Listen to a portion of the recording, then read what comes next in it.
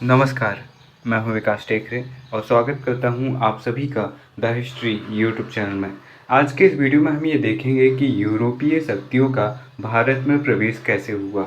उससे पहले आपको ये समझना बहुत ज़्यादा ज़रूरी है कि भारत में इन्हें क्यों आना पड़ा।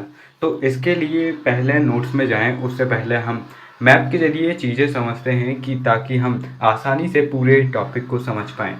दोस्तों, ये हमारा देश भारत है।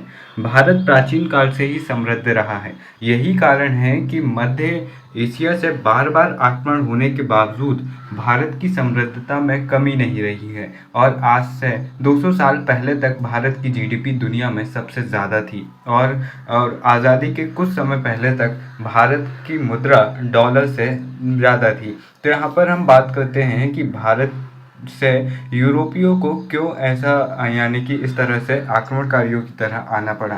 तो यहाँ पर कुछ बात ऐसी है कि 1453 में, उससे पहले क्या होता था कि भारत का जो व्यापार था वो यहाँ पर से ये सिंध यानी कि पाकिस्तान क्षेत्र से होते हुए इस तरह से आता था और यहाँ पर तुर्की होते हुए जो छोटा सा तुर्की आपको यहाँ पर दिख रहा होगा, ये छोटा सा तुर्की यहाँ जो आपको दिख रहा है, इसको कुस्तुनतुनिया कहते हैं। यूरोप और एशिया को जोड़ने वाला एकमात्र स्थल मार्ग ये है। तो यहाँ पर जो तुर्की का जो कुस्तुनतुनिया आपको दिख रहा है, ये यूरोप के अंतर्गत आता है और यहाँ से यूरोप और एशिया का व्यापार हुआ करता था। अब आप ये कहेंगे कि इतना सारा तो यहाँ पर ज़मीन से जुड़ रहा है। तो यहाँ पर दोस्तों, यहाँ पर वैसा माहौल नहीं है कि आप आसानी से व्यापार कर सके। एक तो यूराल पर्वत आपको देखने को मिल जाएगा, ऊपर से ठंडा क्षेत्र है, जिसके चलते ऊपर के क्षेत्र में व्यापार करना बहुत मुश्किल है और लंबा भी बहुत ज़्यादा हो जाएगा।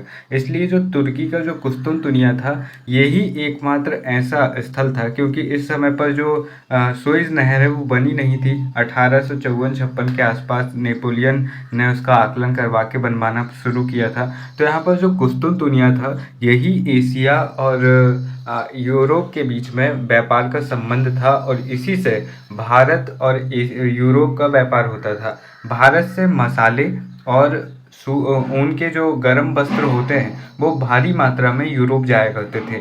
इससे इन्हें क्या फ़ायदा होता था कि इससे ये अपने मांस को, क्योंकि ये ठंडे क्षेत्रों में खेती तो आसानी से होती नहीं है, तो मांस पर निर्भर होते थे, तो मांस को लंबे समय तक ये जीवित रख पाते थे और अपने भोजन को अच्छे से पकाकर खा पाते थे। साथ ही गर्म कपड़ों से इन्हें काफ़ी ज़्यादा सहायता मिलती थी और भारत से बहुत सारी चीज़ें यूरोप जाती थी। तो कह सकते हैं कि यूरोप की अर्थव्यवस्था में उस समय पर भी भारतीय व्यापार का एक बड़ा योगदान था। जब यहाँ पर 1453 में इस कुस्तुनतुनिया पर, इस मार्ग पर, जिसे कॉन्स्टेंटाइन जो भी हो वो कहते हैं, तो यहाँ पर आक्रमण कर देते हैं। कौन? तुर्क लोग आक्रमण कर देते हैं और यहाँ पर वे कब्जा कर लेते हैं, जिसके बाद में यूरोप और एशिया का व्यापार बंद हो जाता है। और जो तुर्की होता है, ये उस समय पर दुनिया के सबसे समृद्ध व्यापारिक केंद्रों में से एक होता है। तो यहाँ पर यूरोप के बहुत सारे लोग आकर यहाँ बस जाते हैं और उनका बौद्धिक विकास चरम स्तर पर होता है, क्योंकि इस कुस्तुनतुनिया पर हर चीज़, चाहे वो चित्रकला हो, चाहे ज्ञान की बात हो, हर चीज़ में यहाँ के लोग आगे होते हैं। तो यहाँ पर से तुर्क लोग इन्हें भगा देते हैं और फिर ये यूरोप के अलग अलग क्षेत्रों में जाकर बसते हैं। ख़ास तौर पर वे बसते हैं इटली में, ख़ास तौर पर वे बसते हैं जर्मनी में। तो यहाँ पर कि जब समृद्ध लोग इधर जाकर बसते हैं तो उन्हें पता लगता है कि यूरोप बहुत ज़्यादा पिछड़ा है व्यापार की दृष्टि से, पुनर्जागरण की ज़रूरत है। फिर धीरे धीरे यहाँ पर पुनर्जागरण होता है। फिर आप 1453 के बाद यूरोप में पुनर्जागरण देखते हैं, जो धार्मिक आधार पर होता है, वैज्ञानिक आधार पर, सांस्कृतिक आधार पर, साहित्यिक आधार पर होता है। तो इन्हीं पुनर्जागरण के काल में एक और बदलाव होता है कि ये वैज्ञानिक पुनर्जागरण को भी अपनाते हैं और फिर ये सोचते हैं कि क्यों ना हम पूर्व की ओर संबंध बनाने के लिए नवीन मार्गों की खोज करें। तो फिर नवीन मार्गों की खोज की शुरुआत हो जाती है और इसकी शुरुआत करते हैं स्पेन।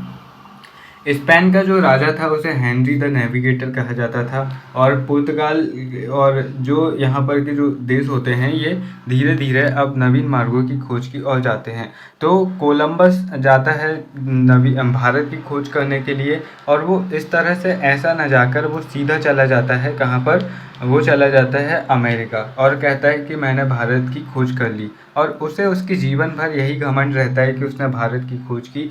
बाद में अमेरिगो वेस्पुसी नामक एक स्पेनी नाविक जाता है और कहता है कि भाई ये इंडिया नहीं है, ये दूसरा क्षेत्र है और अब से ये मेरे नाम पर अमेरिका कहलाएगा। उसके बाद में हम हमारे टॉपिक में जाते हैं। बार्थोलोम्बो डियाज आता है और वो यहाँ पर ये जो उत्तर आसा द्वीप आपको दिख रहा है इसे केप गुड ऑफ कीवी कहते हैं। तो इसकी खोज करता है और इसके बाद में वो भटक जाता है और फिर इंडिया तक नहीं पहुंच पाता है। लेकिन 1498 यानी कि निकलता तो वो बहुत पहले है, 94 के आसपास निकलता है। कौन? Vasco D gamma. वो कहाँ से निकलता है? तो वो निकलता है पुर्तगाल से। तो वो निकलता है और फिर इस तरह से केप ऑफ गुड होप होते हुए फिर मेडागास्कर होते हुए यहाँ पर कोचीन यानी कि जो केरल है यहाँ के कालीकट पर आकर पहुँच जाता है। इस तरह से सबसे पहले आते हैं पुर्तगाली। अब हम नॉर्मल तरीके से नोट्स से पढ़ते हैं। तो यहाँ पर हमने उम्मीद है कि मैप से अच्छी तरह से समझ लिया होगा। तो दोस्तों आइए यहाँ पर हम भारत में यूरोपीय शक्तियों का प्रवेश अब समझते हैं यहाँ पर से अब किताब के इन पन्नों के जरिए। तो 1453 में तुर्कों ने कुस्तुनतुनिया यानी कि जिसे कॉन्स्टेंटीन, यार आप इसे पढ़ लेना, पर अधिकार हो गया था। और उसके बाद में उन्होंने दक्षिण पूर्वी यूरोप के बड़े भाग पर अपना आधिपत्य जमा लिया। तुर्कों की विजयों के फलस्वरूप यूरोपीय देशों का पूर्व के साथ व्यापारिक संबंध टूट गया, किंतु उन देशों से भारतीय माल की मांग बढ़ती गई। ऐसी स्थिति में यूरोप के व्यापार निर्भर देश शांतिपूर्वक बैठने वाले नहीं थे। उन्होंने पूर्वी देशों के लिए जलमार्ग खोजने का प्रयत्न किया। एक नई होड़ प्रारंभ हो गई जिसमें स्पेन, पुर्तगाल, इंग्लैंड आदि के साहसी नाविकों ने खूब भाग लिया। 1492 में कोलंबस भारत की राह पर खोजते हुए पश्चिमी द्वीप समूह वेस्ट इंडीज तथा दक्षिण अमेरिका जा पहुंचा। फलतः यूरोपीय दक्षिण तथा उत्तरी अमेरिका के दो महाद्वीपों से परिचित हो गए और कालांतर में उन्होंने इन दो महाद्वीपों पर अपना आधिपत्य अपना लिया। और 1483 तक, जब तक अमेरिका स्वतंत्र नहीं हो जाता, तब तक ये पूरे मिलकर अमेरिका को लूटने का काम करते हैं। और एक प्रकार से आप ये कहें कि जो अमेरिका की मूल प्रजाति है रेड इंडियन, वो तो बहुत कम है वहाँ पर। कुल मिलाकर आपको पूरे यूरोपियन लोग ही देखने को मिलेंगे। कहने का ये मतलब है कि जब यूरोप के किसी देश में, जैसे मान लीजिए स्पेन में बहुत सारे कैदी हो गए, तो क्या करते थे कि अपने उपनिवेशों में इन कैदियों को देश निकाला, यानी कि देश से बाहर करने के लिए, गंदगी साफ करने के लिए हम जैसे डस्टबिन में डालते हैं ना, वैसे भी इन लोगों को ऑस्ट्रेलिया हो गया या फिर अमेरिका हो गया, इन जैसे महाद्वीपों में भेज दिया करते थे। तो इसलिए आज भी आप देखेंगे कि ऑस्ट्रेलिया, अमेरिका और कनाडा जैसे देशों में जो यहाँ के लोग हैं वो मूल रूप से यूरोपियंस ही हैं। ठीक है, तो इसके बाद में देखिए अब हम पुर्तगालियों का आगमन देखते हैं। तो भारत के लिए जलमार्ग खोजते हुए नाविक आ रहे थे। पुर्तगाल के शासक हेनरी, जिन्हें हेनरी द नेविगेटर कहते हैं, और 1394 से 1440-60 जिनका जीवन काल रहा, इन्होंने नवीन खोजों को बहुत ज़्यादा प्रोत्साहित किया। उन्हें जहाज रानी को शिक्षा के लिए एक विद्यालय भी स्थापित किया था, और उससे पहले कुतुबनुमा का आविष्कार हो चुका था, दिशा सूचक यंत्र का। उससे मल्लाहों की बहुत सहायता होती थी। सबसे पहले बार्थोलोम्बो डियाज नामक नाविक ने 1486 में केप गुड होप आसा द्वीप, जिसके बारे में हमने मैप में देखा था, उसका पता लगाया। एक अन्य पुर्तगाली नाविक वास्को ड गामा 1497 में गुड होप अंतरीप का चक्कर लगाया, और एक अरब नाविक की सहायता से 17 मई 1498 के दिन भारत पहुंच गया।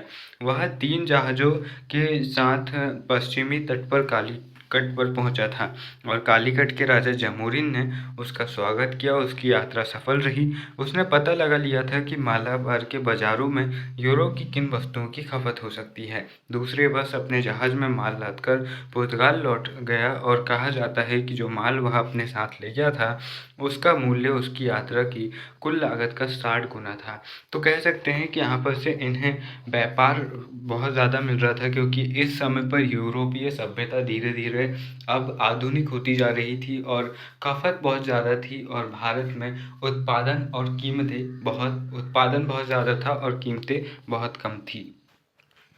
ऐसी उक्त घटनाओं के साथ एशिया के इतिहास में एक नवीन युग का सूत्रपात हुआ, जिसे इतिहासकारों ने गामा युग कहा। गामा युग जिसे वास्को डी गामा ने खोज की और यहाँ पर से गामा युग की शुरुआत हो जाती है, अर्थात वह युग जिसमें यूरोप वासियों ने एशिया को गुलाम बनाया और उनकी हर प्रकार से खुलकर निर्दयतापूर्ण लूट की।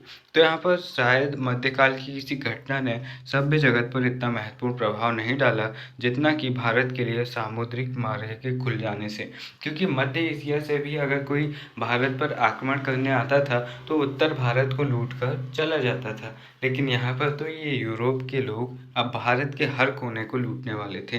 अब भारत में पुर्तगालियों की सत्ता का प्रसार देख लीजिए। तो यहाँ पर वैसे तो हम बात कर रहे हैं प्रवेश के बारे में, तो हमें सिर्फ किसी एक के बारे में ना पढ़कर अभी ऊपर ऊपर सभी के बारे में पढ़ना है, लेकिन फिर भी आप देख लीजिए कि जो वास्को ड गामा है वो कैसे आता है और उसकी सफलता से प्रभावित होकर पुर्तगाली 1550 में पीड्रो एल्वारेज कैब्राल को भारत भेजते हैं। वह 13 जहाज़ों के साथ 1200 व्यक्ति को लेकर आते हैं और लिस्बन से रवाना होता है। लिस्बन जो कि पुर्तगाल की राजधानी है। पुर्तगाल वही है जहाँ पर से रोनाल्डो आते हैं, ठीक है। उसके बाद में उसके साथ बार्थोलोमेव डियास भी था, किंतु भारत में आकर उसने जमोरिन से झगड़ा कर लिया, अतः उसे कालीकट छोड़कर कोचीन जाना पड़ा। वहाँ से बहुत सा महल जाकर वह पुर्तगाल में लौट गया। दोस्तों, यहाँ पर जो पुर्तगाल का राजा था हेनरी, उसकी इन महत्वाकांक्षाओं के चलते जब उसे लगा कि उसने बहुत बड़ी सफलता हासिल कर ली है, जो कि वास्तविक रूप में बहुत बड़ी सफलता थी, तो उसने नौकायन का प्रभु की उपाधि ले ली थी। इसके बाद में 1500 जो धीरे धीरे शत्रुता ले लेते हैं और फिर जो फ्रांसिस अल्मीडा आता है, उनका जो पहला गवर्नर जनरल होता है पुर्तगालियों का, वो 1505 में आता है और अल्मीडा ब्लू वाटर नीति अपनाता है। यानी कि उसका ये मानना था कि अगर हमने जल पर अधिकार कर लिया, यानी कि समुद्र पर हमने अधिकार कर लिया, तो हम सबसे बड़ी शक्ति बन जाएंगे, और ये बात सच भी थी। लेकिन इस समय पर इंग्लैंड दुनिया की सबसे बड़ी जल शक्ति थी, इसलिए इंग्लैंड के सामने पुर्तगाल का टिकना मुश्किल था।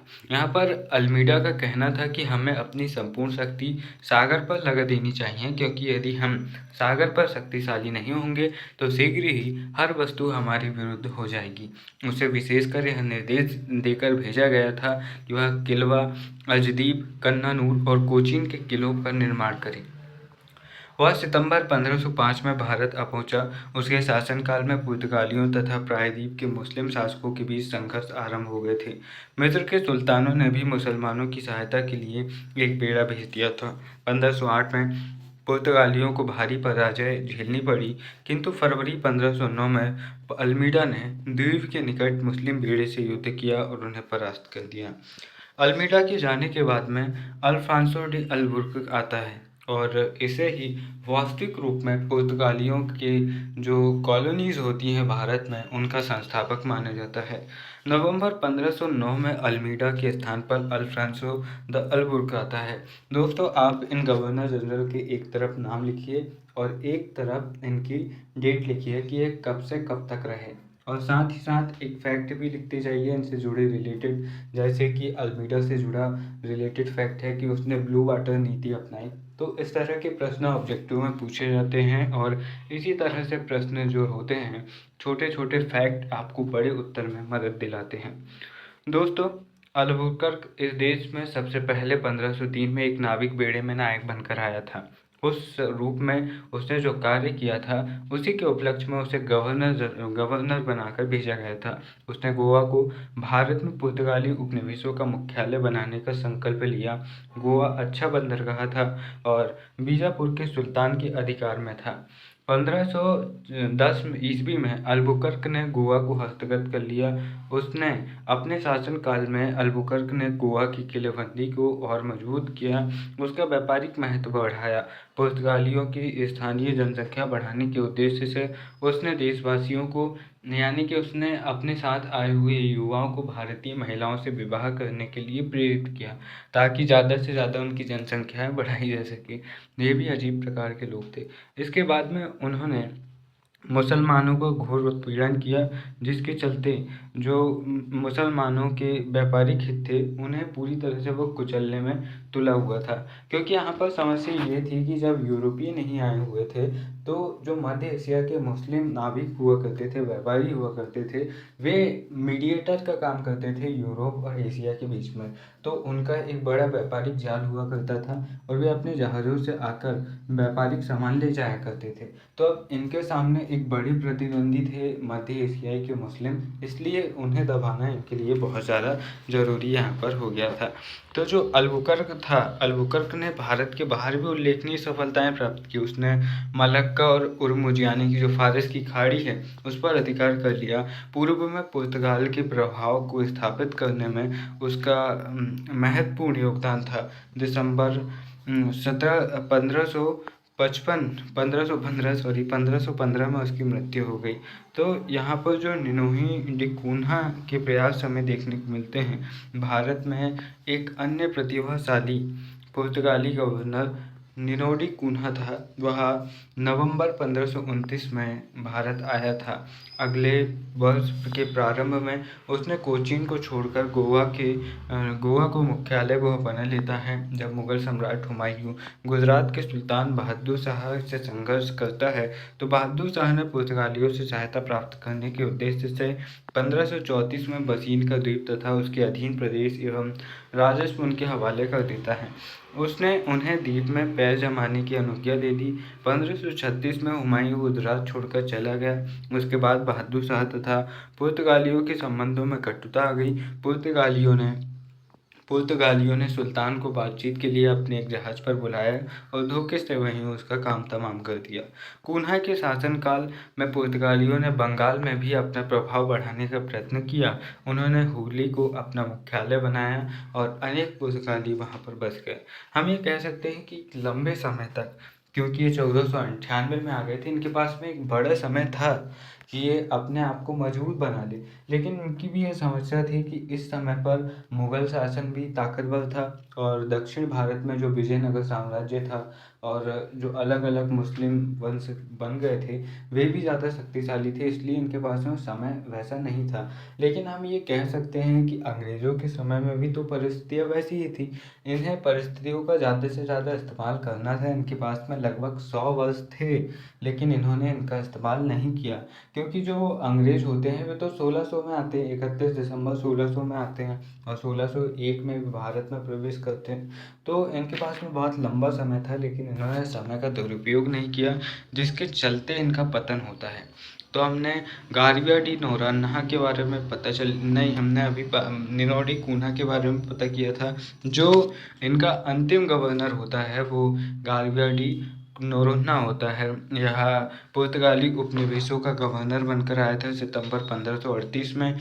उसी वर्ष अक्टूबर में तुर्की के सुल्तान ने भारत में पुर्तगालियों के विरुद्ध जहाजी बेड़ा भेजा, जिसने द्वीप पर आकर जो द्वीप दमन द्वीप आप पढ़ते हैं ना महाराष्ट्र वाले एरिया में, जो मुंबई के आसपास में आपने दमन द्वीप के बारे में पढ़ा होगा, तो वही उसी की बात हो रही। दमन द्वीप सॉरी ये गुजरात में है। जो वलसाड है ना, सूरत से नीचे वलसाड है, उसके वलसाड के साइड में आपको दमन द्वीप, दादर नागर हवेली देखने को मिलेगा। तो इसी क्षेत्र की यहाँ पर बात चल रही है ना। तो इस पर यहाँ पर आ गए सुल्तान बहादुर शाह के उत्तराधिकारियों के साथ एक संधि कर ली, जिसके अनुसार द्वीप पुर्तगालियों के अधीन रहने दिया। कालीकट के जमोरिन के साथ भी एक संधि इसने कर ली, जिसके अनुसार पुर्तगालियों को कुछ महत्वपूर्ण अधिकार मिल गए। यह संधि 30 वर्ष तक कायम रही। धीरे धीरे पुर्तगालियों ने भारत में अन्य महत्वपूर्ण उपनिवेश स्थापित कर लिए, जैसे दमन, सालसट, चौल, बम्बई, मद्रास के निकट सेंट टॉम, मेलापुर और बंगाल में हुगली। उन्होंने श्रीलंका के एक बड़े भाग पर भी अधिकार कर लिया। लेकिन वो क्या कारण थे कि पुर्तगाली भारत पर एक बड़ा साम्राज्य न बना पाए और इनका पतन हो गया। तो स्थानीय जनता का इन्होंने जो धार्मिक उत्पीड़न किया, जैसे कि हमने ये देखा था कि इन्होंने मुस्लिमों पर बहुत ज़्यादा अत्याचार किए, जिसके चलते जनता ने भी इनका विरोध किया। 16वीं शताब्दी में जहाँ पर केवल धीरे धीरे इनका ह्रास होने लगा, धीरे धीरे सभी स्नोबोस इनके उपनिवेश इनके हाथों से निकल गए। केवल गोवा दमन द्वीप इनके हाथ में रहे, जो 1961 में स्वतंत्र भारत सरकार को मुक्त हो गए। स्वतंत्र भारत की सरकार ने मुक्त कराए। तो यहाँ पर हम ये कह सकते हैं कि पुर्तगाली सबसे पहले आए और सबसे आखिर में गए। दोस्तों, यहाँ पर देखिए, स्थानीय जनता का धार्मिक उत्पीड़न इन्होंने किया। जी हाँ, व्यापारिक हितों की पूर्ति के लिए इन्होंने अन्यायपूर्ण कार्य किए। जैसे कि आपने देखा कि जो गुजरात के बहादुर शाह है, उन्होंने जहाज़ पर बुलाया कि आओ राजा आओ, थोड़ा सा डिस्को देख लो, और फिर धोखे से इन्होंने मार दिया। उसके बाद में ब्राज़ील की खोज इन्होंने की।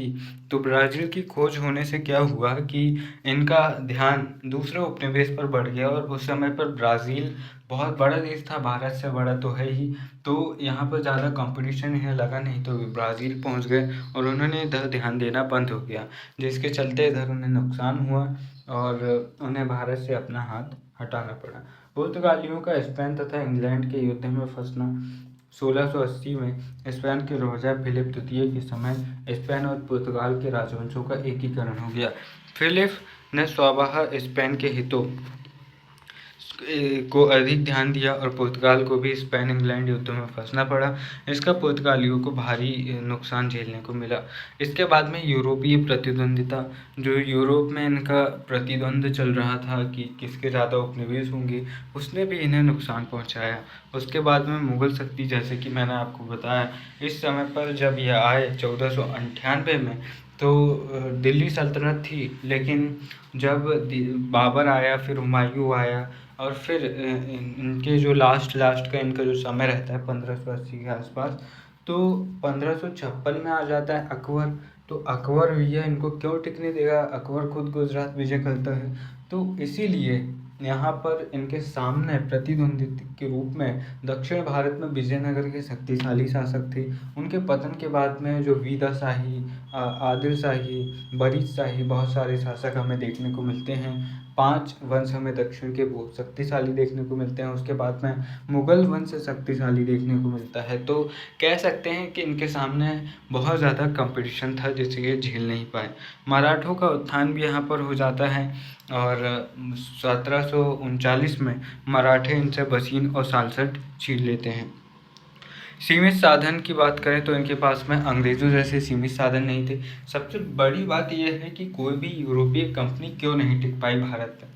वो इसीलिए नहीं टिक पाई क्योंकि अंग्रेज़ों पर कोई भी सरकारी दबाव नहीं था। वहाँ पर उन्होंने सरकार से अनुमति ली कि हम व्यापारी लोग अपना मंडल बनाकर जाना चाहते हैं, व्यापार करना चाहते हैं। तो सरकार ने कहा कि भाई बस ठीक है, तुम इतना हमें दे दो, बाकी तुम्हें वहाँ जो करना तुम करो, पूरी स्वतंत्रता है तुम्हें। तो सरकारी कोई भी नियंत्रण नहीं था, व्यापारी अपने हिसाब से करते थे। और दूसरे देशों के साथ क्या होता था कि वहाँ के राजा, वहाँ की सरकार खुद बेचती थी और खुद ध्यान देती थी। तो प्रशासन में आपने देखा होगा कि सरकारी प्रशासन में कहीं ना कहीं भ्रष्टाचार हो ही जाता है, जबकि निजी क्षेत्रों में बहुत कम होता है, क्योंकि यहाँ पर हर व्यक्ति को लाभ कमाने का मौका मिलता है, जिसके चलते निजी कंपनियां बहुत ज़्यादा सफल होती हैं। यही कारण है कि ईस्ट इंडिया कंपनी अन्य कंपनियों की अपेक्षा बहुत ज़्यादा फैली। अब आप देखिए, डच कंपनी को देखते हैं, डच ईस्ट इंडिया कंपनी। तो डच की सत्ता की स्थापना की बात करते हैं, तो पुर्तगालियों को देखकर अन्य लोगों की भी लार टपकने लगी। अब उन्हें भी ये लगने लगा कि भैया हम भी जाएंगे अब तो 1602 में 1592 में एम्स्टर्डम के व्यापारियों ने भारत के साथ व्यापार करने के लिए एक कंपनी बनाई। उसमें उन्होंने कई साहसी व्यापारियों को शामिल किया, और हॉलैंड वासियों ने इस कंपनी को 1602 में स्थापित किया, और United East India Company of Netherland इस नाम से इसे स्थापित किया गया। तो सबसे पहले कौन आए, तो सबसे पहले आए पुर्तगाली 1498 में आ गए थे, और 1502-3 के आसपास में उनका पहला गवर्नर भी आ जाता है। तो उनके ठीक 100 साल बाद कौन आता है? वो आते हैं जो यूनाइटेड ईस्ट इंडिया कंपनी के लोग, नीदरलैंड वाले। उसके बाद में ये भी हॉलैंड की सरकार ने एक चार्टर अधिकार पत्र के द्वारा इस कंपनी को पूर्वी देशों के साथ व्यापार का एक अधिकार प्रदान किया और उसे युद्ध एवं संधियाँ करने, भूमि पर अधिकार करने तथा दुर्गों का निर्माण करने का अधिकार भी दे दिया।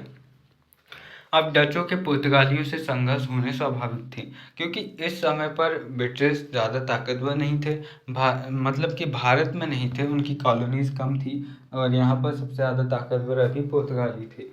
तो डचों ने प्रारंभ से ही पूर्वी द्वीप यानी कि इंडोनेशिया के व्यापार पर अपना ध्यान केंद्रित किया। उनका उद्देश्य संधियाँ अथवा युद्धों के द्वारा व्यापार का एक अधिकार प्राप्त करना था और उन्होंने धीरे धीरे पुर्तगालियों को एक के बाद एक सभी द्वीपों से मार भगाया और देशी राजाओं के साथ संधियाँ की, और जिसके बाद राजा लोग अन्य सभी यूरोपीय जातियों को व्यापार से वंचित करने के लिए सहमत भी हो जाते हैं। 1602 में डच ईस्ट इंडिया कंपनी को बंटम के निकट एक युद्ध में परास्त करते हैं। पुर्तगालियों को बंटम और सकोत्रा में उन व्यापारी कोठियाँ कायम करते हैं, आगे चलकर उन्हें व्यापार का मुख्य केंद्र बनाते हैं। उन केंद्रों से उन्होंने पूर्व में मलक्का के साथ और उत्तर में चीन और जापान के साथ और पश्चिम में भारत के साथ व्यापार आगे बढ़ाया। 1605 में डचों ने पुर्तगालियों से अम्बोइना छीन लिया। 1619 में जकार्ता पर अधिकार कर लिया, जकार्ता जो इंडोनेशिया की राजधानी है। डच राजधानी बटालिया का निर्माण कर लिया और डच लोग निरंतर सफलता की ओर बढ़ते गए। 1639 में उन्होंने गोवा की नाकेबंदी की और 1641 में मलक्का पर अधिकार कर लिया। 1658 में श्रीलंका में पुर्तगालियों की बस्तियों को भी इन्होंने हस्तगत कर लिया। तो इस प्रकार इन्हें भारत से ज़्यादा सफलता बाहर मिली, इंडोनेशिया में मिली इन्हें, मलक्का में मिली इन्हें, श्रीलंका में मिली। इसके बाद भारत में व्यापारिक कोठियों की स्थापना तथा भारत के व्यापार पर अधिकार करने का प्रयत्न ये करते हैं। भारत के लोभ के कारण डच लोग भारत की ओर भी आकृष्ट होते हैं। उन्हीं दिनों पूर्वी द्वीप समूह यानी कि इंडोनेशिया में भारत के सूती कपड़े की विशेषकर छीट की और भारत में पूर्वी द्वीप समूह के मसालों की अच्छी खपत थी। इन व्यापार को हथियाने से डचों को एक लाभ यह था कि उन्हें सोना खर्च नहीं करना पड़ता, यानी कि व्यापार में जहाँ वे सोना देते थे अब वे भारत में ही भारत की मुद्रा में व्यापार कर सकते थे। इसलिए डचों ने पूर्वी तट की ओर ध्यान दिया। इसके लिए उन्होंने गुजरात, उत्तर प्रदेश, बंगाल और बिहार में भी व्यापारिक कोठियाँ स्थापित की। उनकी कोठियाँ थी पुलिकट 1610, सूरत 1616 और बिमलीपट्टम 1641, चिनसुरा 1653, कासिम बाजार मुर्शिदाबाद के निकट है जो, बालासोर, पटना, नेकापट्टम 1658 और कोचीन 1663। इन कोठियों को भी स्थापित करते हैं। उसके बाद में देखिए पुर्तगालियों के प्रभाव को समाप्त करके डचों ने मसालों के व्यापार पर एक अधिकार स्थापित कर लिया। वे भारत के पूर्वी द्वीप समूह से मसाले, चंदन की लकड़ी, काली मिर्च,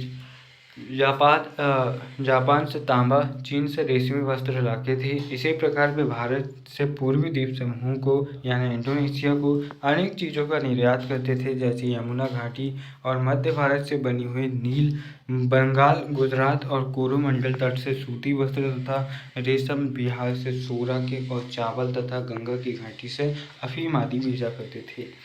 अंग्रेजों तथा डचों का संघर्ष होता है और डचों का पतन हो जाता है।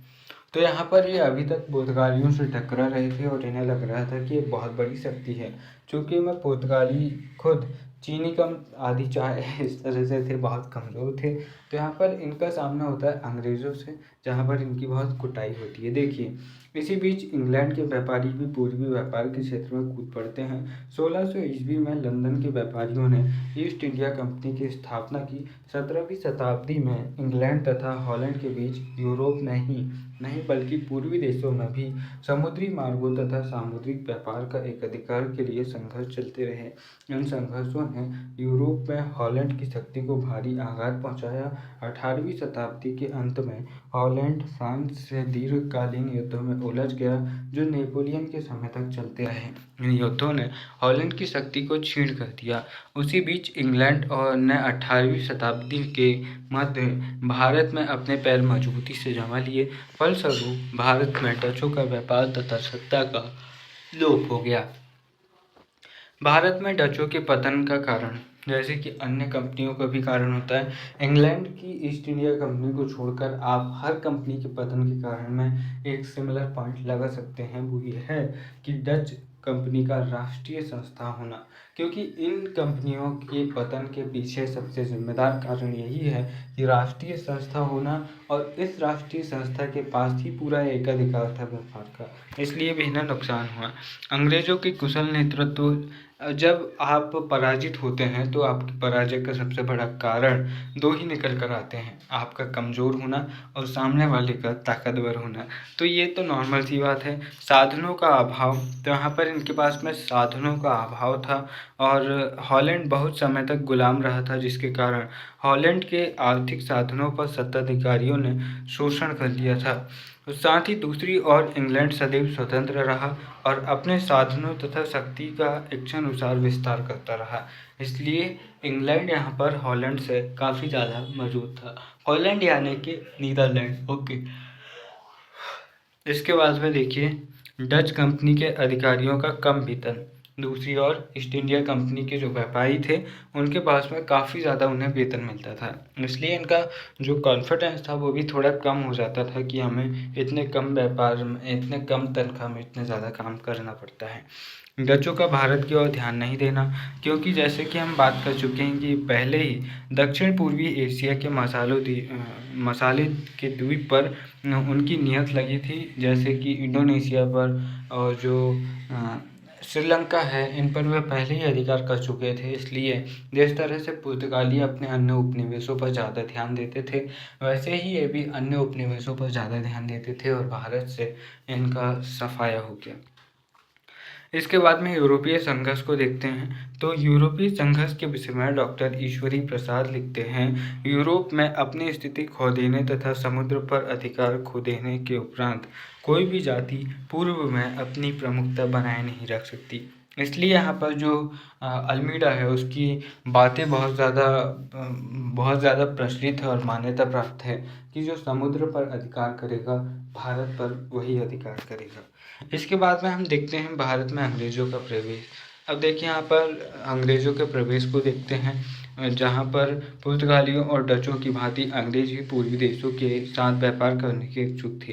अंग्रेजी वह प्रथम यूरोपीय थे जिन्होंने 1582 में उत्तर महासागरीय की परिक्रमा करके आगे बढ़कर पुर्तगाली एकाधिकार को समाप्त किया था। तत्पश्चात 1588 में इंग्लैंड के नाविकों में स्पेन के प्रसिद्ध जंगी बेड़े अमोडा को नष्ट भ्रष्ट कर दिया। इन साहसिक घटनाओं के फलस्वरूप इंग्लैंड की महारानी एलिजाबेथ का मनोबल और बढ़ा और अंग्रेज जनता में वीरता एवं साहस की भावना प्रोत्साहित हुई। अतः इंग्लैंड की सरकार ने कुछ व्यापारियों को उत्तर महासागरीय के रास्ते समुद्री यात्रा की अनुमति प्रदान कर दी। इसके बाद कुछ अनेक अंग्रेज नाविकों ने समुद्री यात्राएं संपन्न की। 1591 में जेम्स लंकास्टर ने उत्तर महासागरीय और पनामा की यात्रा की और 1596 में बेंजामिन वुड ने के नेतृत्व में 3 जहाज़ों का एक बेड़ा पूर्वी की ओर रवाना हुआ। इसके बाद 1599 ईस्वी में लंदन का एक साहसी व्यापारी जॉन मिल्टन होज स्थल मार्ग से भारत पहुंचा। उसने पूर्वी देशों में 7 वर्ष व्यतीत किए और उसे अच्छा ज्ञान हो गया था, जिसका इस्तेमाल अन्य व्यापारियों ने किया। ईस्ट इंडिया कंपनी की स्थापना को देखते हैं। इन घटनाओं से प्रभावित होकर एक व्यापार के लिए एक नई कंपनी बनाने को इन्हें प्रोत्साहन मिला। 1599 में लंदन में लॉर्ड मेयर की अध्यक्षता में एक प्रस्ताव स्वीकृत हुआ, जिसमें भारत के साथ सीधा व्यापार करने के लिए एक संस्था बनाने का निश्चय किया गया, जिसके परिणाम स्वरूप 31 दिसंबर 1600 को कुछ व्यापारियों ने मिलकर ईस्ट इंडिया कंपनी की स्थापना की। रानी एलिजाबेथ ने ईस्ट इंडिया कंपनी को पूर्वी देशों के साथ व्यापार करने के लिए अधिकार पत्र यानी कि चार्टर प्रदान किया। प्रारंभ में कंपनी व्यापारी समूहों के अलग अलग बेड़े व्यापारिक यात्राओं पर भेजा करती थी और वे व्यापारी लाभ को आपस में बांट लेते थे। प्रारंभिक वर्षों में कंपनी के व्यापारियों ने जावा, सुमात्रा तथा मलक्का की यात्राएं की। बाद में ईस्ट इंडिया कंपनी भारत में पहुंची। यहाँ पर उसमें व्यापार के साथ राजनीति सत्ता स्थापित भी कर ली। इसके बाद में देखिए कैप्टन हॉकिंस का भारत में आगमन। प्रारंभिक वर्षों में अंग्रेजी व्यापारियों को पूर्वी द्वीपों के 2 अभियानों में कोई सफलता नहीं मिली, क्योंकि डच लोग वहां पहले से ही अपना अधिकार जमाए हुए थे। अतः अंग्रेज व्यापारियों को अपना ध्यान भारत की ओर लगाना था, जिसके तहत अंग्रेज व्यापारियों ने विलियम हॉकिंस, जिन्हें कैप्टन हॉकिंस भी कहते हैं, 1609 में एक जहाज से भारत पर भेजा, जो सूरत के बंदरगाह पर आकर लगा। कैप्टन हॉकिंस मुगल सम्राट जहांगीर के दरबार पर उपस्थित होते हैं और उसने सम्राट से सूरत में एक व्यापारिक कोठी बनवाने की अनुज्ञा मांगी। जहांगीर अनुज्ञा देने को राजी हो जाता है, किंतु पुर्तगालियों की शत्रुता तथा सूरत के कुछ व्यापारियों के विरोध करने के कारण वह अंत में ऐसा करने से इनकार कर देता है। हॉकिंस रोते हुए अपने घर वापस लौट जाता है। इसके बाद में सोली होल का युद्ध होता है। तो सोली होल के युद्ध के बारे में देखिए, कैप्टन हॉकिंस ने इंग्लैंड वापस जाने से पहले कुछ अंग्रेज व्यापारियों भारत आ चुके थे, अतः पुर्तगालियों ने उसका जबरदस्त विरोध किया। 1612 में टॉमस बेस्ट सोली होल में ईस्ट इंडिया कंपनी का जहाज लेकर उतरा। यहाँ पर अस्त्र शस्त्रों से सुसज्जित पुर्तगालियों ने उस पर आक्रमण कर दिया, किंतु इस संघर्ष में पुर्तगालियों का पराजय हुई। तो इसे कहते हैं कि आ बैल मुझे मार, यानी कि अच्छे वाले वो हार रहे थे भाई, उन्हें आने देते। बिना फालतू में उतरे नहीं थे जहाज से कि ये पहले ही आक्रमण करने के लिए पहुंच गए। अब वो जहाज में कौन कौन से गोले बारूद हैं इनको पता तो कर लेना था पहले। तो ये बहुत बुरी तरह से इनकी पराजय होती है। इसके बाद में देखिए, सोली होल का युद्ध अंग्रेजों के भाग्य का निर्णायक युद्ध सिद्ध होता है, क्योंकि जो सबसे बड़ी शक्ति इनके समय से पहले थी पुर्तगाली, वो यहाँ पर अस्त व्यस्त हो जाती है। इस वजह से भारतीय व्यापारियों की निगाह में अंग्रेजों के सम्मान में वृद्धि हो गई, जिसके परिणाम स्वरूप भारत में व्यापारिक सुविधाएं प्राप्त करने का मार्ग उन्हें मिल जाता है। 6 फरवरी 1613 को मुगल सम्राट जहांगीर ने अंग्रेजों को सूरत में स्थायी रूप से एक कारखाना स्थापित करने की अनुमति दे दी, जिसके परिणाम स्वरूप धीरे धीरे अंग्रेज लोग भारत के आंतरिक भागों में व्यापार करने के लिए रहने भी लगे। अब सर टॉमस रो की यात्रा की बात करते हैं। तो 1615 में ईस्ट इंडिया कंपनी में सर टॉमस रो को इंग्लैंड के राजा जेम्स प्रथम के दूत के रूप में मुगल दरबार में भेजा। वह मुगल दरबार में 1619 तक रहा।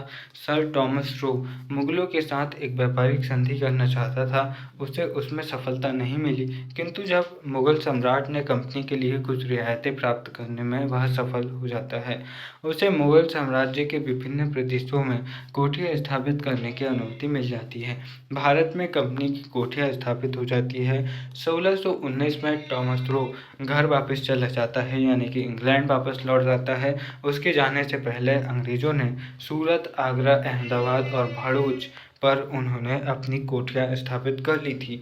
यह सब कोठियाँ सूरत की कोठी के अध्यक्ष तथा प्रेषक की देखरेख में कार्य करती थी। 1668 में इंग्लैंड के राजा चार्ल्स द्वितीय ने मुंबई का टापू, जो उसे रानी कैथरीन के विवाह के समय दहेज के रूप में पुर्तगालियों से प्राप्त हुआ था, 10 पाउंड वार्षिक लगान पर ईस्ट इंडिया कंपनी को दे दिया।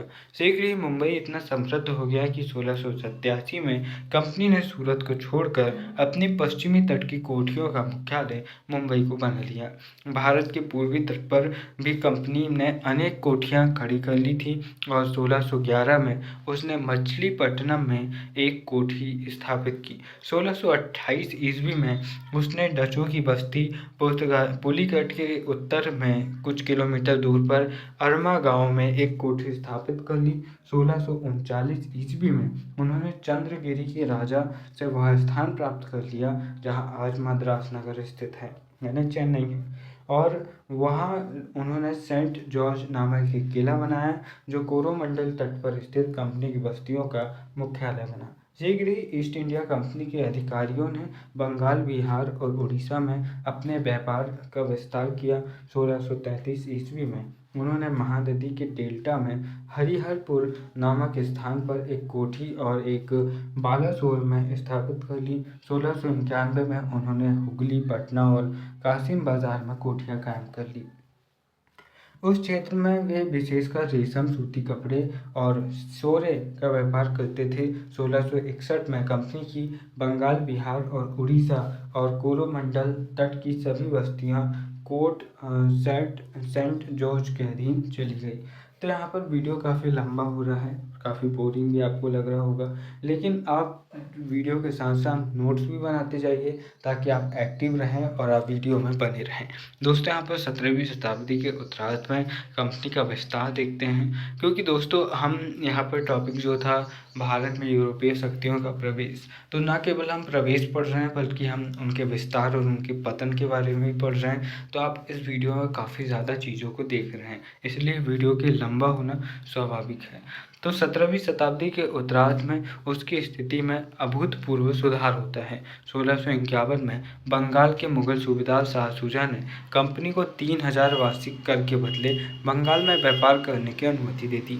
1680 ईस्वी में सम्राट औरंगजेब ने एक फरमान जारी किया कि जिसके अनुसार कंपनी ने जिसके अनुसार कंपनी को अपने माल पर 2% बहिःशुल्क और 1.5% जजिया कर देना पड़ता था। उन्हें अन्य कोई कर नहीं देना पड़ता था। इस फरमान के बावजूद कंपनी के एजेंटों को बम्बई, मद्रास, बंगाल तथा अन्य स्थानों में स्थानीय कर चुकाने पड़ते थे। 17वीं शताब्दी के अंतिम दशकों में देश को राजनीतिक व्यवस्था में गिरावट आने लगी, जिसने कंपनी की महत्वाकांक्षाओं को प्रज्वलित कर दिया। अब उसके शासक शुद्ध व्यापारी खेतों के स्थान पर प्रदेशों को हस्तगत करने का स्वप्न देखने लगे। बम्बई की कोठी के गवर्नर ने 1669 में कंपनी के निदेशकों को एक पत्र लिखा और उसने कहा, अब वह समय आ गया है जबकि आप अपने सामान्य व्यापार की रक्षा के लिए तलवार उठा लें। निदेशकों ने इस नीति का अनुमोदन किया और दिसंबर 1687 ईस्वी में मद्रास के गवर्नर को लिखा कि वह ऐसी असैनिक और सैनिक शक्ति का निर्माण करे और इतने विशाल राजस्व की सृष्टि और रक्षा करे जो भारत में आगामी भविष्य में सदैव के लिए एक सुरक्षित ब्रिटिश साम्राज्य का आधार बन सके। बम्बई के गवर्नर सर जॉन चाइल्ड ने इस नीति को कार्यान्वित करने का प्रयत्न किया। 1688 में उसने पश्चिमी तट पर मुगल बंदरगाहों की नाकेबंदी कर दी, मुगलों के अनेक जहाज़ों को अधिकृत कर लिया और मक्का जाने वाले तीर्थयात्रियों को सताने के इरादे से अपने सैनिकों को लाल सागर तथा फारस की खाड़ी में भेज दिया। अंग्रेज मुगल सम्राट की शक्ति का सही अनुमान नहीं लगा सके और उसने अंग्रेज व्यापारियों के साथ कड़ाई से निपटने का संकल्प लिया। उसके आदेश से पटना, कासिम बाजार, मछलीपट्टनम, विशाखापट्टनम और अधिकार कर लिया गया और बम्बई की नाकेबंदी कर दी गई। अंग्रेजों को बंगाल से निकाल दिया गया। अंत में सर जॉन चाइल्ड ने माफ़ी मांगी और मुगलों के सब जहाज उन्हें लौटा दिए। मुगल दरबार को 1.5 लाख रुपये जुर्माने के रूप में उन्हें देना पड़ा।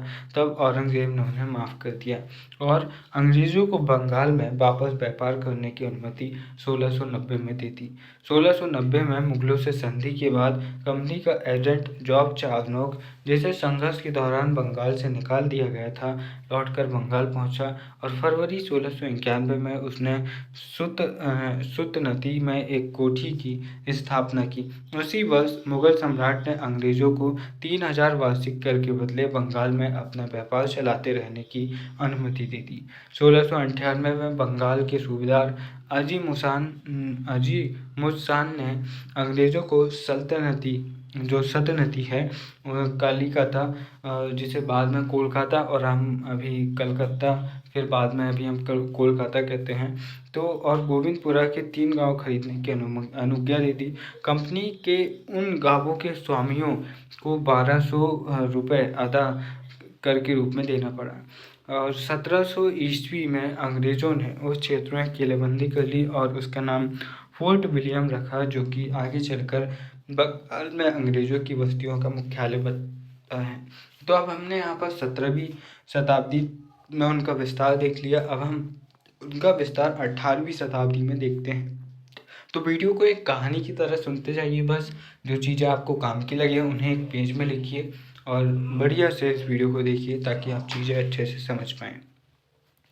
18वीं शताब्दी के पूर्वार्ध में विशेषकर 1708 ईस्वी के बाद भारत में कंपनी के व्यापार तथा प्रभाव में निरंतर वृद्धि होती गई। इस काल में मुगल साम्राज्य का तेजी से विघटन हुआ, जिससे कंपनी को अपने प्रभाव का विस्तार करने में विशेष सहायता मिली। कंपनी के इतिहास में 1717 का वर्ष विशेष रूप से महत्वपूर्ण था। उस साल मुगल सम्राट फर्रुखसिंह ने बंगाल, हैदराबाद और गुजरात के अधिकारियों के नाम 3 फरमान जारी किए। इन फरमानों ने कंपनी को बहुमूल्य विशेषाधिकार प्रदान किए। बंगाल में कंपनी को अतिरिक्त आयात तथा निर्यात करों से मुक्त कर दिया गया। उसे केवल 3000 रुपये वार्षिक कर चुकाना था, जैसा कि पहले तय किया जा चुका था। कंपनी को कलकत्ता के निकट अतिरिक्त भूमि किराए पर लेने की अनुज्ञा भी पहले दे दी गई थी और हैदराबाद में कंपनी पहले से ही निःशुल्क व्यापार करती आ रही थी। उसके इस अधिकार को पूर्ववत बना रहने दिया गया। मद्रास के लिए उसे पहले से पहले से चला आ रहा लगान अदा करना था। सूरत में कंपनी को 1000 वार्षिक के बदले सभी आयात निर्यात करों से मुक्त कर दिया गया था। कंपनी बम्बई जो सिक्के ढालती थी, उसका चलन संपूर्ण मुगल साम्राज्य में वैध घोषित कर दिया गया। यहाँ पर हम ये कह सकते हैं कि जो 1717 का इनके लिए फरमान था, इसने भारत में अंग्रेज़ों को स्थायित्व प्रदान करने में एक बहुत बड़ी सफलता हासिल की थी। इन फरमानों के जारी किए जाने के कुछ ही वर्षों के भीतर कंपनी बम्बई की किलेबंदी कर लेती है और मराठों तथा पुर्तगालियों के आक्रमणों से रक्षा के लिए उन्होंने चारों ओर एक दीवार बना ली और सशस्त्र जहाज़ों की संख्या में भी वृद्धि कर ली। यद्यपि बम्बई में मराठों और पुर्तगालियों की कार्यवाहियों के कारण लगभग 2 दशकों तक अशांति रही, फिर भी कंपनी के व्यापार में वृद्धि हुई। बम्बई की जनसंख्या बढ़कर 70,000 हो गई और उसकी आय लगभग 16 लाख रुपए पहुंच गई। मद्रास में कंपनी अपना व्यापार शांतिपूर्ण चलाती रही और दक्षिण के तथा कर्नाटक के नवाब के साथ उसके संबंध अच्छे बने रहे। टॉमस पिट ने, जो मद्रास का गवर्नर था, कर्नाटक के नवाब से मद्रास के निकट 5 गांव अनुदान के रूप में प्राप्त कर लिए और 1734 में बेपेरी तथा 4 अन्य बस्तियां प्राप्त कर ली। बंगाल में सूबेदार मुर्शिद कुली खान ने कंपनी के कार्यकलाप को अनेक प्रकार से नियंत्रित करने और उनके साथ अन्य व्यापारियों के समान व्यवहार करने का प्रयत्न किया। फिर भी कंपनी का व्यापार बढ़ता गया। कलकत्ता का महत्व बढ़ा और शताब्दी के मध्य तक उसकी जनसंख्या यहाँ पर पहुँच जाती है कितनी, 10 लाख पहुँच जाती है। इसके बाद में हम देखते हैं फ्रांसीसी। तो हमने अंग्रेज़ों को देखा और हमने अंग्रेज़ों के इस्टेब्लिशमेंट तक बात की, यानी कि जब तक वे स्थायित्व उन्हें न मिल गया हो। इनके पतन की बात हम नहीं कर सकते क्योंकि उसके लिए हमें पूरे फ्रीडम मूवमेंट की बात करनी पड़ेगी, क्योंकि ये सबसे लंबे समय तक टिकते हैं और जो सीधा मुकाबला आखिर में जो आखिरी शक्ति बचती है शक्तिशाली, वो यही रहते हैं।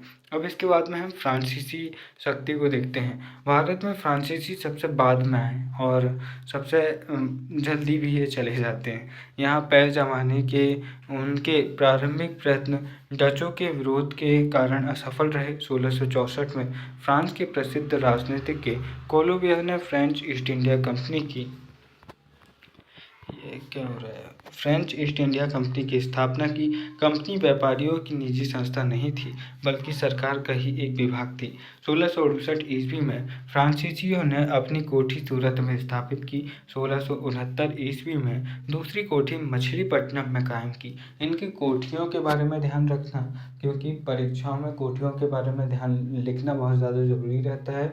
नेट, जेआरएफ जैसे परीक्षाओं की अगर तैयारी कर रहे हैं तो फिर तो डेट, सन और कोठी अच्छे से ध्यान करना है, क्योंकि कई बार सही जोड़ी में ये मिलाने के लिए पूछी जाती है कि कौन सी कोठी किसकी थी, या फिर कोठियों की स्थापना को क्रम से जमाइए। इस तरह के प्रश्न पूछे जाते हैं, इसलिए फैक्ट्स को आप मजाक में मत लीजिएगा, अच्छे से देखिएगा। 1672 ईस्वी में उन्होंने मद्रास के निकट सेंट टॉम पर, जिसे गोलकुंडा के सुल्तान ने पुर्तगालियों से 10 वर्ष पहले जीत लिया था उस पर अधिकार कर लिया।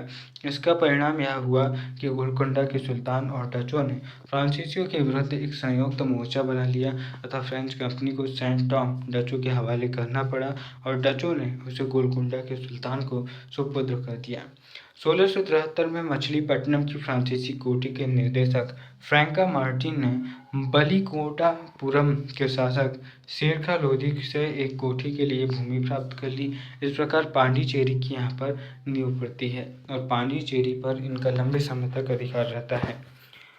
इसके साथ ही इस को जो फ्रैंको मार्टिन का रहता है उसमें वह अन्य महत्वपूर्ण काम भी करवाता है और पांडिचेरी का तेजी से विकास करवाता है। बंगाल के फ्रांसीसियों ने 1674 ईस्वी में तत्कालीन मुगल सूबेदार शाइस्ता खां से कुछ भूमि प्राप्त कर ली और अपनी प्रसिद्ध बस्ती चंद्रनगर में नींव डाल लेता है चंद्रनगर की। तो चंद्रनगर और पांडिचेरी मछलीपट्टनम इनकी बहुत महत्वपूर्ण कोठियाँ या फिर महत्वपूर्ण व्यापारिक केंद्र के रूप में हम कह सकते हैं। इसके बाद में यूरोप में फ्रांस तथा हॉलैंड के बीच में युद्ध छिड़ जाता है जिसमें इंग्लैंड ने हॉलैंड का साथ दिया। इससे हॉलैंड यानी कि नीदरलैंड और इससे भारत में फ्रांसीसियों की स्थिति को आघात पहुंचता है। 1693 ईस्वी में डचों ने पांडिचेरी पर अधिकार कर लिया। 1697 ईस्वी में उन्होंने उसे फ्रांसीसियों को वापस लौटा दिया।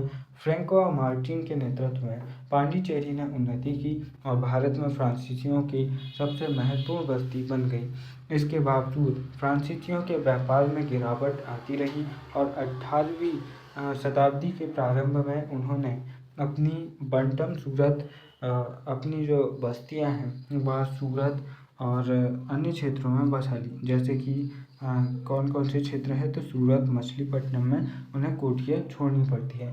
दिसंबर 1706 में फ्रैंको मार्टिन का देहांत हो जाता है जिसके फलस्वरूप भारत में फ्रांस की जो शक्ति होती है वह बहुत ज़्यादा कमज़ोर पड़ जाती है। 1720 में फ्रांसीसी कंपनी स्थिति में सुधार होने लगता है। फ्रांसीसियों ने 1721 में मॉरिशस पर अधिकार कर लिया।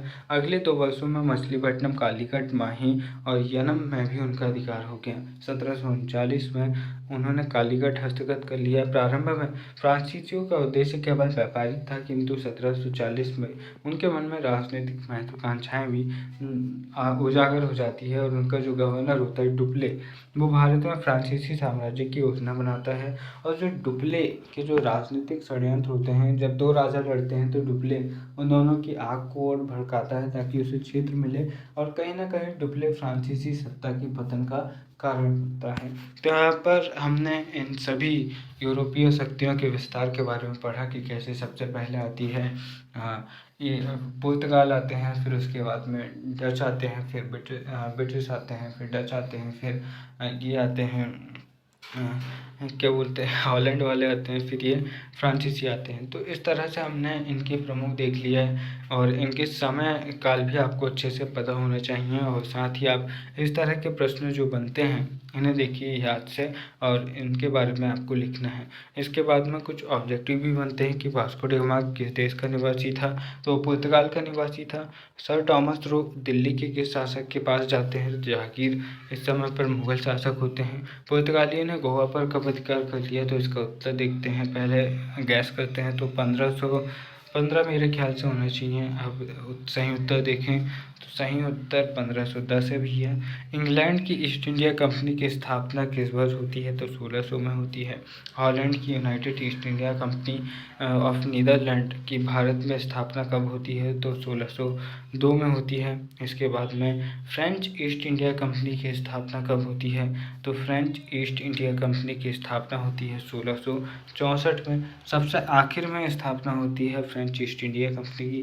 तो इस प्रकार सबसे पहले स्थापना होती है पुर्तगालियों की और उसके बाद में होते हैं फिर इंग्लैंड और फिर उसके बाद में होते हैं ये हॉलैंड वाले और फिर उसके बाद में फ्रेंच आता है। तो इस तरह से इन 4 महाशक्तियों ने भारत में अपना विस्तार प्रारंभ करने का प्रयास किया लेकिन अंत में सफलता मिलती है इंग्लैंड को और 1947 तक इंग्लैंड भारत में अंग्रेज़ भारत में रहते हैं।